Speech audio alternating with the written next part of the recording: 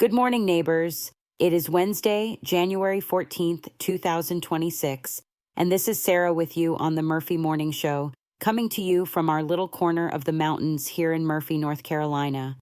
Grab your coffee, settle in, and let us walk through what is happening around town today. Let us start with local news close to home. Cherokee County officials are continuing to review emergency procedures at county facilities after a series of incidents over the past year, including a tragic escape and shooting connected to an inmate transport in the Peachtree community, which led to the death of Detention Officer Francisco Flattes and a multi-county manhunt before the suspect was captured. Community leaders and law enforcement have emphasized honoring Officer Flattes' service while working with hospitals and transport teams to tighten up security protocols and communication during medical visits and transfers so that something like this does not happen again. The Cherokee Scout is also looking back at the stories that shaped life here in Murphy and Cherokee County through the end of last year, highlighting everything from federal investigations and wildfire risks to local election buildup and community human interest stories.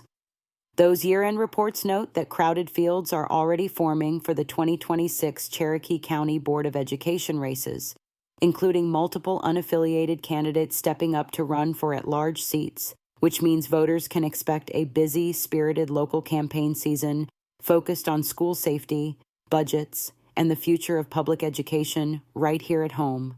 Road safety has also been on people's minds across the county after several serious crashes over the past couple of years, including a deadly collision near Peachtree on US 64, involving two pickup trucks that left one person dead and two others injured. Law enforcement across the mountains continue to remind drivers to slow down on wet and winding roads, watch closely at rural intersections, and build in a little extra time for winter travel, especially on the stretches of highway where hills, curves, and changing weather can catch you off guard. In broader North Carolina news that still touches many families here in Murphy, a statewide medical debt relief initiative has now wiped out debt for an estimated 2.5 million North Carolinians without costing the state budget a dime. The program works by partnering with nonprofits to purchase old medical debt portfolios for pennies on the dollar, then forgiving that debt entirely, which has been a huge relief for families facing collections, damaged credit, and the hard choice between paying down old hospital bills or covering rent and groceries.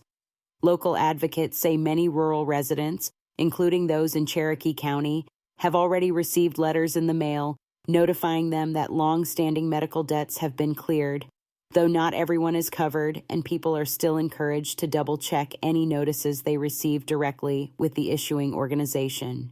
Closer to the ground here in Cherokee County, the Cooperative Extension Office has kicked off sign-ups and announcements for several programs that matter to our farming and gardening neighbors.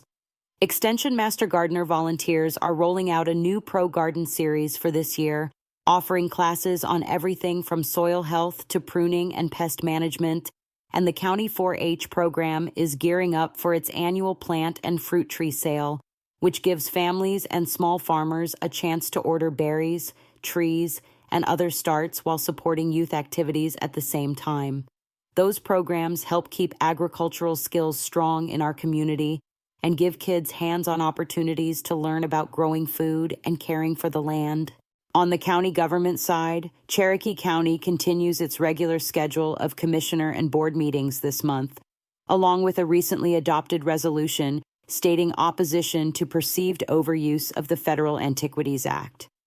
Local leaders have said they want to be sure rural western counties have a strong voice when it comes to federal land designations and any rules that might affect property rights, access to natural resources, and outdoor recreation on public lands that many of us use for hunting, fishing, and hiking.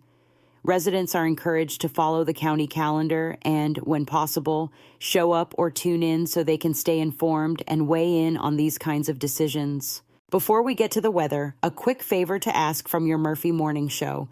If you enjoy waking up with this local update, please take a moment to subscribe to the channel and hit that like button so you do not miss future episodes.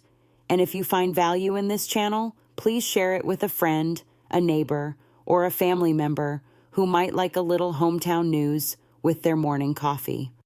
Now, let us talk about the weather for Murphy over the next 3 days. For today, Wednesday, expect a chilly, damp winter day around town, with afternoon temperatures topping out in the upper 40s to near 50 degrees and periods of light to moderate rain moving through.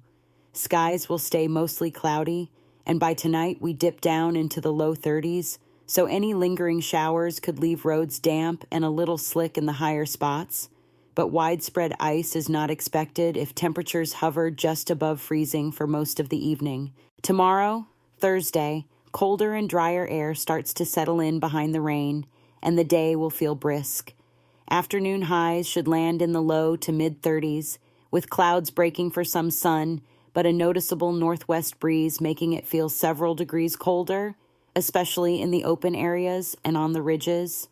Overnight Thursday into Friday, temperatures fall into the upper teens to low 20s, so pets, pipes, and plants will need a little extra protection, and it is a good idea to let faucets drip and bring animals inside if you can. On Friday, we bounce back a bit, with sunshine returning and afternoon temperatures climbing into the mid to upper 40s under mostly clear skies. The air stays on the dry side and winds ease up, so it should feel like a crisp but pleasant winter day, good for running errands, taking a walk downtown, or getting a jump on any outdoor chores you have been putting off. Friday night will still be cold, with lows back down in the low 20s, but without the damp, raw feel of earlier in the week. Turning to community events, there are a few things to circle on your calendar here in Murphy. This coming Saturday afternoon, the downtown Second Saturday Shop and Sip event is scheduled from about 2 o'clock to 5 o'clock in the afternoon in the heart of Murphy, inviting folks to stroll through local shops, enjoy special deals, and, where available, sample refreshments and light sips while supporting small businesses. It is a relaxed way to get out of the house in the middle of winter, see neighbors, and discover a new store or two, and organizers encourage everyone to dress warmly, watch their footing on potentially damp sidewalks, and plan a safe ride home if you decide to enjoy adult beverages. Town government and civic life are also active this month. Earlier in January, the Murphy Town Council held its regular evening meeting at Town Hall, and additional public meetings and workshops are expected as the month goes on, covering topics like downtown events, infrastructure, and routine town business. Residents are always welcome to attend, listen, and, when the agenda allows, speak during public comment periods, and it is a good reminder to give yourself a little extra time for parking and to check the town website or notice boards for any schedule changes before you head out. Looking just a bit beyond Murphy, Cherokee County schools, churches, and civic groups are beginning to post winter and early spring activities, from youth sports sign-ups and school basketball games to workshops and training sessions hosted by local organizations and regional hospitals. While many of these events are still being finalized, families can keep an eye on school calendars, church bulletins, and community boards for dates and times. And as always, if you are heading out at night, be sure to watch for deer on the roads, use low beams in fog or drizzle, and let someone know where you are headed if you are traveling the back roads. That is all for this Wednesday edition of the Murphy Morning Show. Thank you for spending part of your morning here and for caring about what is happening in our shared community. This is Sara wishing you a safe, warm, and peaceful day ahead, and inviting you to join us again tomorrow for more local news, weather, and events from right here in Murphy, North Carolina.